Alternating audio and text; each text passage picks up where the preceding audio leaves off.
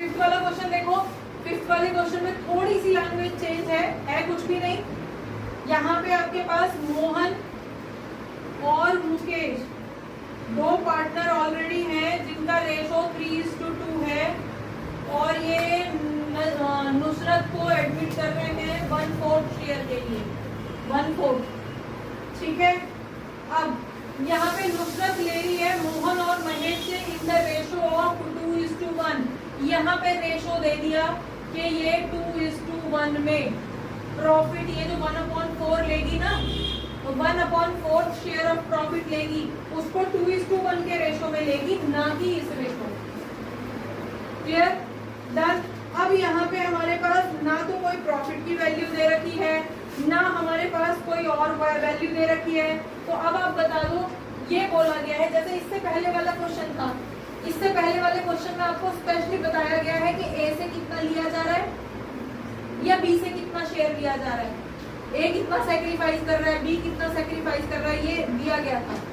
या फिर आपसे बोला गया था कि इक्वली ले रहा है, नया पार्टनर जो आ रहा है, न्यू पार्टनर इक्वली शेयर ले रहा है ए और बी से, 1/5 के लिए आ रहा है और आधा आधा ले रहा है। तो 1/5 का आधा 1/5 जो भी था उसमें 1/2 की मल्टीप्लाई कर दी, 1/10।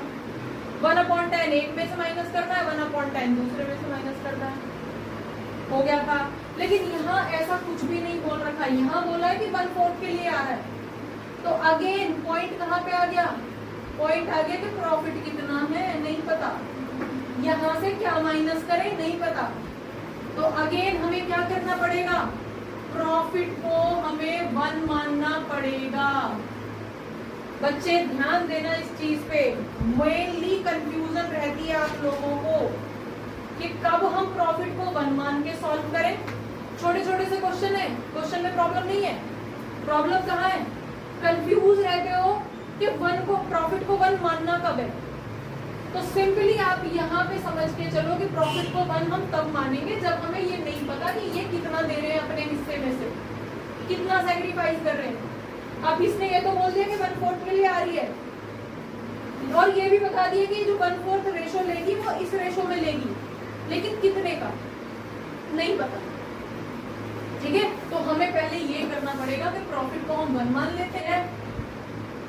ठीक है, अपने जो भी शेयर रहेगा उसमें मतलब जो भी इनका रेशो रहेगा, कितना रेशो था 1/4 था ना, तो 1/4 को 2:2 में डिवाइड कर रहा है। तो इसका मतलब है अगर हम देखें 1/4 का 2/3 एक से लेगा और 1/4 का 1/3 दूसरे से लेगा। यहाँ तक क्लियर है, क्लियर है। अब देखो यहाँ पे कितना रहा 2/12 और यहाँ पे कितना आ जाएगा 1/12।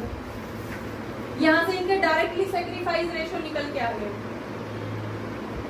क्लियर हुआ या नहीं, सीधे यहीं से कर दो, अब उसमें भी मत जाओ, मोहन इसमें भी मत जाओ 1 में, इसको बाद में करके देखेंगे। अभी फिलहाल देखो 3/, कितना था इनका, पहले कितना रेशो था 3/5 था, उसमें से कितना दे दिया 2/12 दे दिया। मुकेश ने कितना दे दिया 2/5 था, उसमें से 2/12 कितना दे दिया 1/12 दे दिया। ठीक है, न्यू रेशो बता दो इनका कितना आ जाएगा, 12 और इसका एलसीएम कितना आएगा 12 5 जा 60, और तो किसी से बीच में डिवाइड होंगे नहीं। ठीक है, 60 निकाल दो, कितना आ जाएगा यहाँ पे 12 3 जा 5, 12 जा हो गया, 12 3 जा 36 माइनस कितना 5 2 जा 10, तो 26।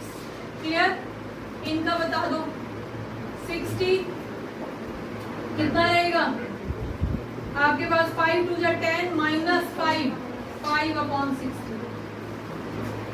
ये किस किस के निकल गए, न्यू पीएसआर, न्यू निकाल रहे हो ना, न्यू पीएसआर। क्लियर है, और इसका नुसरत का तो ऑलरेडी पता ही था कि ये 1/4 के लिए आ रही है, तो इसको भी 60 में बदल लो। तो 60 करने के लिए आपको क्या करना पड़ेगा 15 की मल्टीप्लाई करनी पड़ेगी। डन, 15 की करोगे ना, 15 4 जा 60, तो आपके पास कितना आ गया 15/60 ये रेशो आ गया।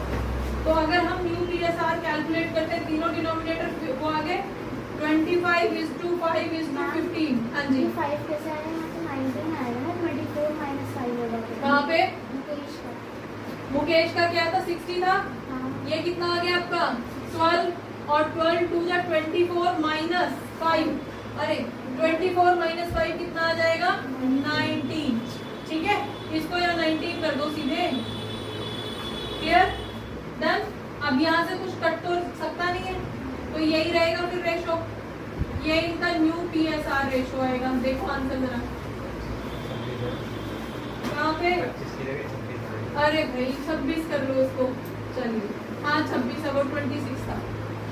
यही है आंसर। तो 26:19:15। क्लियर हो गया? अब देखो इधर आ जाते हैं। ये तो क्या था, हमने डायरेक्टली हमें रेशो दे रखा है, सेक्रीफाइस रेशो दे रखा है। सेक्रीफाइस रेशो को यूज करके हमने सीधे सीधे कैलकुलेट कर लिया। डन। अब अगर हमें ये रेशो नहीं दिया गया होता 2:1, सेक्रीफाइस रेशो अगर हमें नहीं दिया गया होता तो अगेन हमें प्रॉफिट को 1 मानना होता और 1 के अकॉर्डिंग हमें यहाँ पे कैलकुलेट करना पड़ता कि उनके हिस्से में कितना आएगा। ठीक है, तो अब इसकी हमें जरूरत नहीं पड़ेगी, हमें मेनली इसकी जरूरत थी, इसको हमने डायरेक्टली कर दिया। तो आप मेनली मान के चलिए कि अगर सेक्रीफाइसिंग रेशो क्वेश्चन में दे रखा होगा तो हमें फिर प्रॉफिट को 1 मानने की जरूरत नहीं पड़ेगी। यहाँ पे दे रखा है 2:1 रेशो में सेक्रीफाइस करेंगे तो सीधे यहीं पे मान लो कि 2/3 एक सेक्रीफाइस करेगा, 1/3 दूसरा सेक्रीफाइस करेगा। क्लियर? डन।